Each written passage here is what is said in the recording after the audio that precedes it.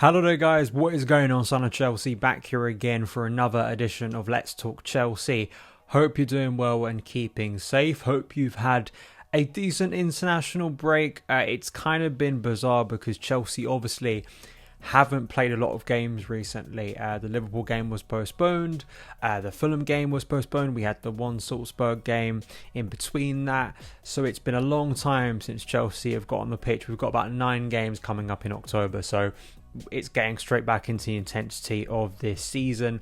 I don't know if any of you guys, I'm sure a lot of you watched the Germany-England game.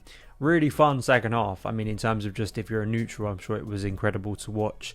Not really a neutral, obviously wanted to see England win. From a Chelsea perspective, I think the biggest winner of last night's game at Wembley was actually Graham Potter, because some of Chelsea's attacking players started to score goals. Mason Mount, an exceptional finish off the bench, got England back into the game. Kai Havertz scored 2 goals, one brilliant curled left foot finish outside the box, and of course got the equaliser.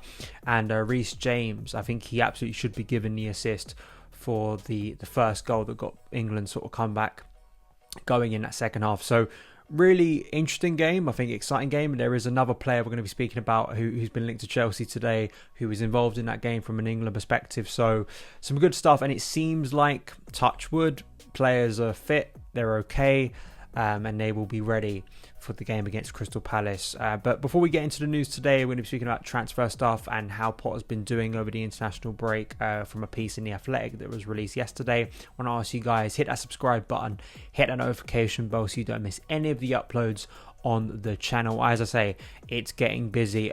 There is going to be the return of the Team Selector, a series that I used to do very regularly on the channel. It's kind of my preview show, where obviously we look at the lineup, we look at the tactics, we look at the opponent. So that'll be back on the channel on Friday. And also hit that like button if you're enjoying the content, because it helps new Chelsea fans and football fans find the channel as well. But let's get into the news. We're going to do some transfer stories, some recent transfer links, a couple of players that have been linked to Chelsea in the past, but I think they're interesting. They're coming up now. And the first one we're going to speak about is Christopher Nkunku. Fabrizio Romano reporting that there will obviously be many big clubs in the race for Nkunku next summer, including Chelsea, as they've always been interested and attentive to his growth.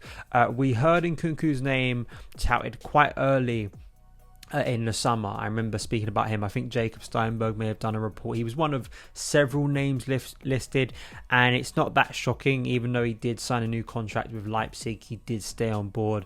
I think a bit like another player from Leipzig, Chelsea are clearly interested in, Vardio. Even though they are signing new contracts, it's probably with the intention of getting an even bigger fee for them. Nkunku is one that I know a lot of people who I respect really are excited about. One of these, once again, up-and-coming European talents that could very well be in the Premier League this time next year. And I guess from a Chelsea perspective, already looking at potential attacking talents, it's kind of weird at the moment because we have just spent so much on that area. But what I want to speak about Nkunku and kind of compare him to another young attacker that Chelsea have been linked with as well across Europe, and a player we're going to come up against very soon in the Champions League, and that's Rafael Leao.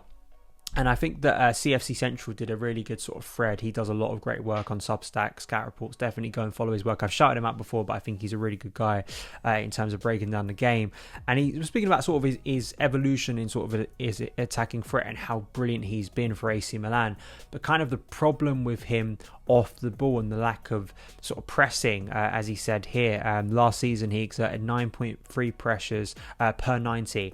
This season he is averaging a shocking 6.15, probably in the bottom 1% of Europe's top 5 leagues. Problems that teams have, as Chelsea found out with Lukaku last season, when you don't have a pressing forward, there are obviously limitations in the game. I looked at sort of the difference in pressures via FB Ref between Nkunku and Leao, and as you can see here, there is a vast difference with pressures, particularly 8.35 for Leao, 16.79 for Nkunku, which puts him in the 70 percentile. And it's the same for interceptions. I mean, just look at that, the vast difference.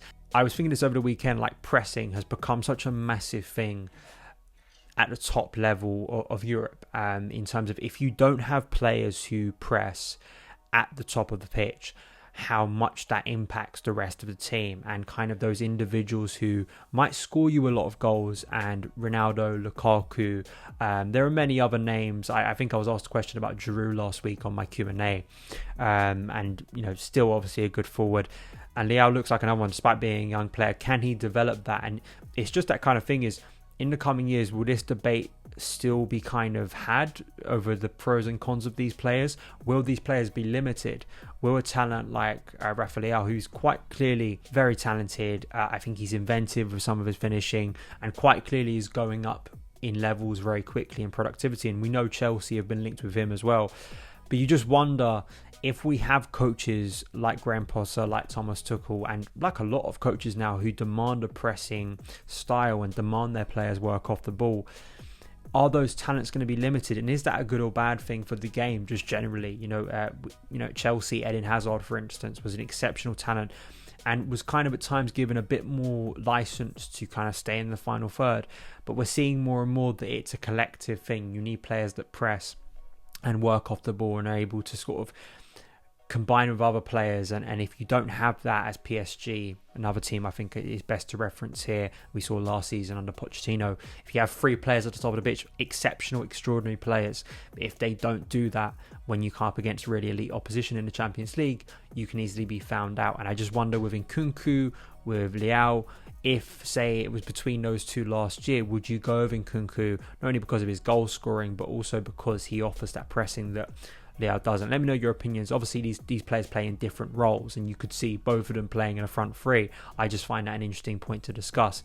Another name that has been linked in central midfield is Jude Bellingham. I think he had a really, really good game, particularly in the second half with Declan Rice. For me, that should be England's first choice sort of double six. If Gareth Southgate's going to go over double six, I think they're the two obvious first choice players. I think they add mobility. Rice I thought was just brilliant. He hasn't had a great start to the season, but I thought he was brilliant last night against Germany, just particularly in intercepting and just the way consistently he was able to outdo several German players and win the ball back and get his team moving forward. And it was the same with Bellingham. I'd like to see a bit more from him in the final third, because he is getting into some really good positions at the edge of the box as kind of an 8.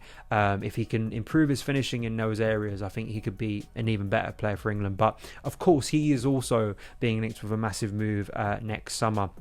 Ben Jacobs doing a thread here claiming that Real Madrid, how many more great young midfielders do they need? Camavinga, Aurelien Tchouameni, and apparently they are confident in signing Jude Bellingham next summer, although Dortmund sporting director Sebastian Kehl is still intent on offering a new deal after the World Cup. Bellingham's contract expires in 2025. Real believe they can sign him for under 100 million without an extension. And then also he goes on to mention relating to Chelsea, Man United are in there. Bellingham obviously sees Champions League football as essential, and Chelsea are keeping tabs on him and would be prepared to structure a deal in a very preferable manner for Dortmund.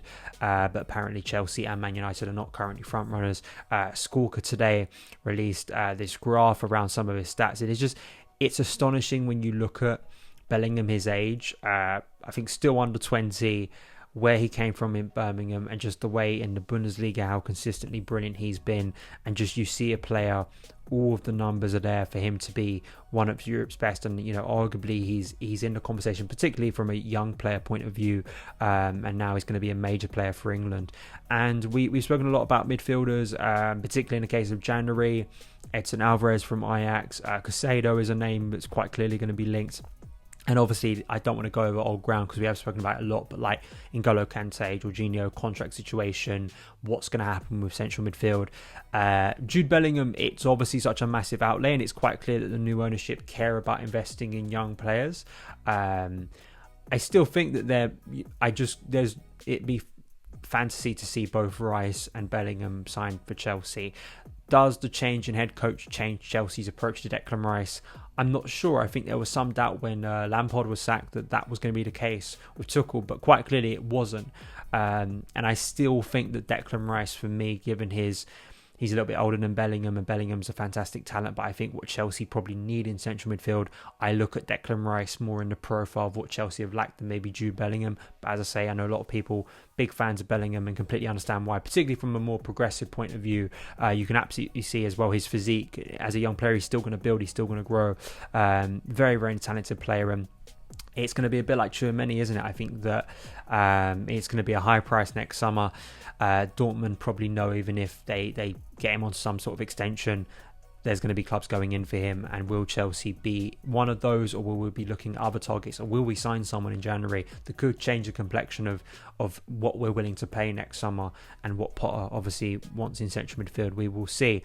I'm going to end on sort of Graham Potter in this sort of how it's been going over the international break. The Athletic released this piece, I think it was yesterday on Sunday over the weekend. Graham Potter's Chelsea start relaxed player meetings, open environment, fluid approach. I mean, I know a lot of people may sort of roll their eyes and be a little bit cynical, because I remember reading a piece in 2021 and maybe even talking about it on the channel about how Tuchel, you know, how great and positive he was when he arrived at Chelsea. It can feel a little bit repetitive.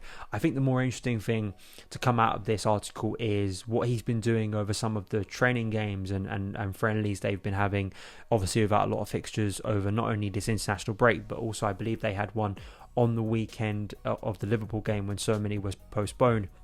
And it was interesting looking at what sort of he was doing tactically with certain players. This is what was said in a piece. Those who started against Salzburg did not feature, and his most interesting selections came in midfield, where Trevor Chalobah was deployed in Jorginho's usual number 6 role, with Conor Gallagher and deadline day loan signing Dennis Zakaria either side of him shuttling as number 8s. No highlights of the match were made public, but it ended in a 2-1 win for Chelsea, with another midfielder substitute, Carney Chukwuemeka, scoring twice. Trevor Chalobah's future has been sort of brought up again from Fabrizio Romano. We knew the interest over the summer.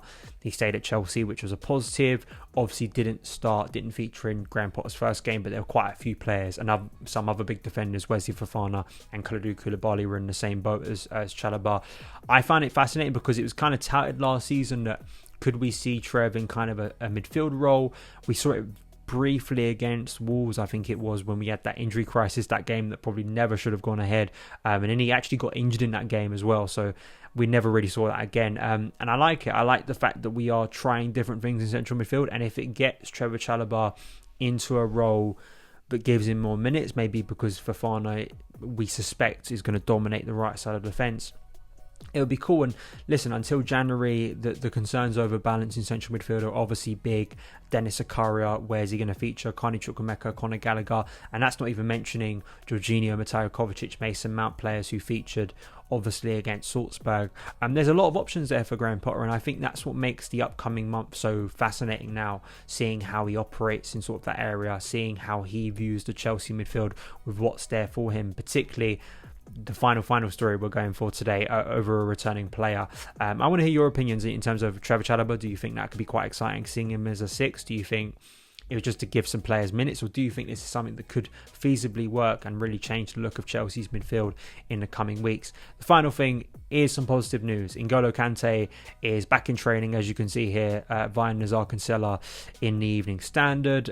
He's back in training after a month-long injury, as his absence nears its end. He's returned to full training. I believe this is a picture from training, sort of talking about obviously how he was forced off late in Chelsea's draw against Tottenham back in August, the second weekend of the season, which already feels like a very long time ago. He's missed 6 games for Chelsea since he got that injury, and Chelsea have also confirmed, along with Kante returning to full training, Kepa Arrizabalaga, Edouard Mendy, Loftus-Cheek, Chalobah and Aubameyang also took part in Tuesday's session under Graham Potter at Cobham.